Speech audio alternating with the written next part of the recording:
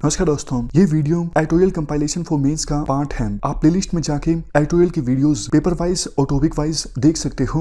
और अगर आप दिसंबर 2019 के बाद की वीडियोस को देखना चाहते हो तो वीडियो के नीचे मौजूद ज्वाइन बटन की सहायता से आप मेंबरशिप को ज्वाइन कर सकते हो। चलिए डिस्कशन स्टार्ट करते हैं।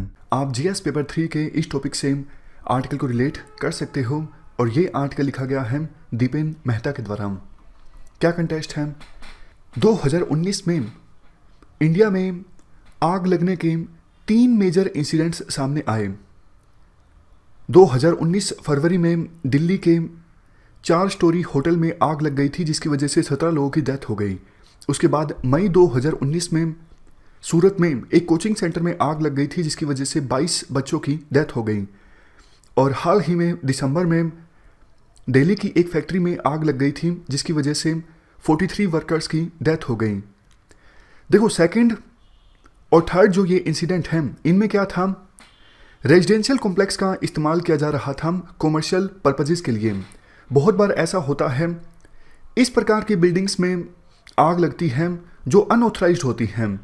दुखद बात देखो ये है, इतने बड़े बड़े इंसिडेंट्स के बावजूद जो बिल्डिंग के लिए नॉर्म्स होते हैं या फिर बिल्डिंग में सेफ्टी के लिए जो नॉर्म्स होते हैं, उनका वायलेशन होता रहता है।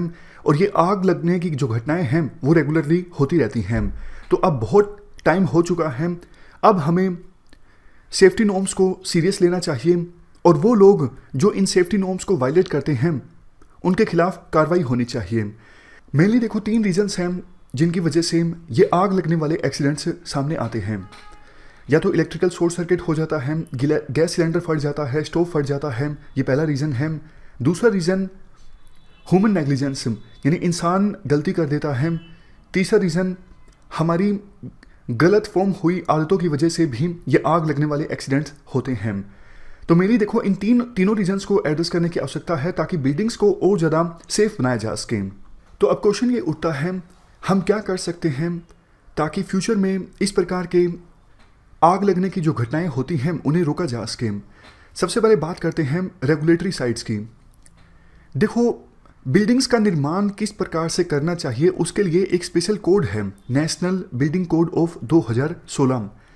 इस बिल्डिंग कोड के अंदर बहुत सारी गाइडलाइंस दी हुई हैं। कैसे बिल्डिंग का कंस्ट्रक्शन होना चाहिए, मेंटेनेंस कैसे होना चाहिए, हर प्रकार की बिल्डिंग के बारे में बताया गया है इस नेशनल बिल्डिंग कोड ऑफ 2016 में। और एक कॉम्प्रिहेंसिव चैप्टर भी है फायर और लाइफ सेफ्टी के बारे में।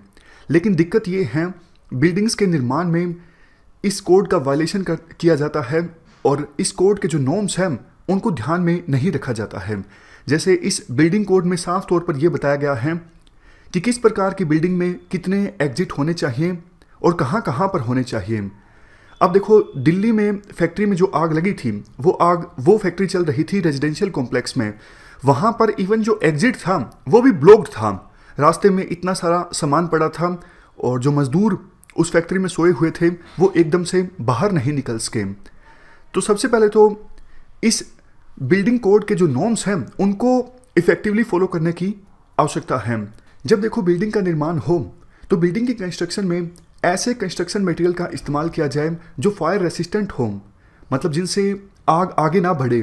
और बिल्डिंग के निर्माण में स्मोक डिटेक्शन, फायर अलार्म, इन इक्विपमेंट्स को भी इंस्टॉल किया जाए।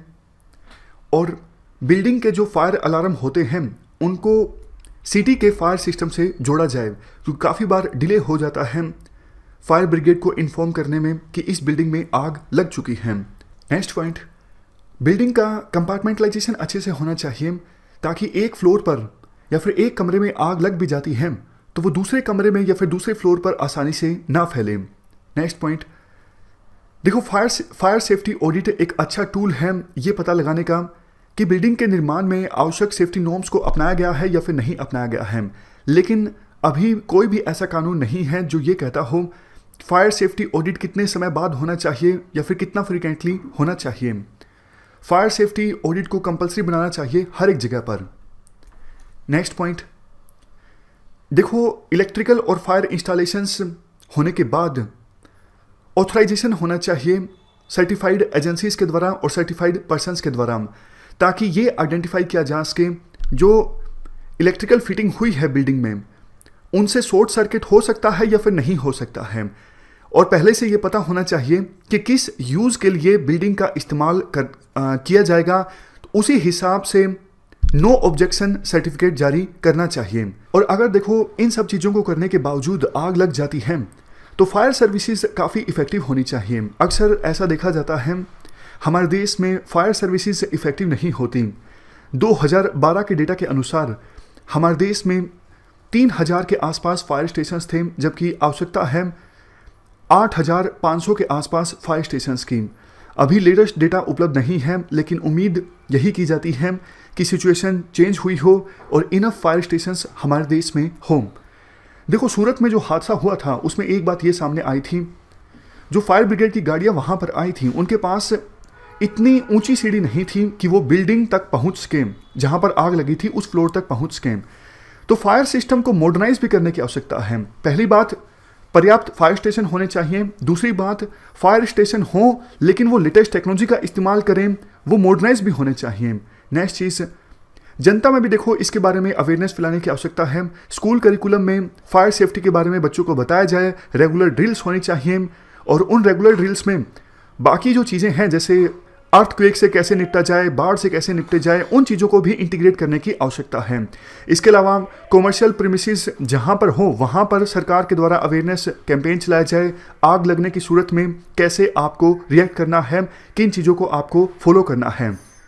नेक्स्ट चीज़, देखो स्मार्ट सिटी मिशन हम चला रहे हैं, तो हमारी सिटीज़ इस प्रकार की होनी चाहिए, अगर किसी पर्टिकुलर जगह पर आग लग जाती है तो वहाँ पे डेडिकेटेड लैन हो, ताकि एम्बुलेंस या फिर फायर ब्रिगेड की जो गाड़ियाँ हैं वो जल्दी से पहुँच सकें। और इसके लिए अगर कोऑर्डिनेशन इस्टेब्लिश किया जाता है सिक्योरिटी फोर्सेस के बीच, पुलिस के बीच, फायर डिपार्टमेंट के बीच, तो बेहतर होगा। क्योंकि अगर ये सारे डिपार्टमेंट्स आपस में कोऑर्डिनेट करेंगे तो एक डेडिकेटेड कॉरिडोर इस्टेब्लिश किया जा सकता है एम्बुलेंस के पहुंचने के लिए और फायर स्टेशन की गाड़ियों को पहुंचने के लिए। लास्ट में एक बात ये बोली जाती है, पिछले साल जो फायर इंसिडेंट्स की घटनाएं सामने आईं उनसे हमें सीखने की आवश्यकता है, और इंडिया एक नए गोल की तरफ आगे बढ़ सकता है जो कि है सुरक्षित भारत।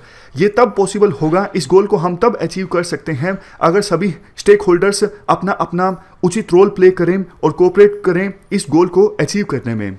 तो ये हमने पूरा आर्टिकल डिस्कस किया। इस डिस्कशन में फिलहाल इतना ही है। Thank you very much for discussion.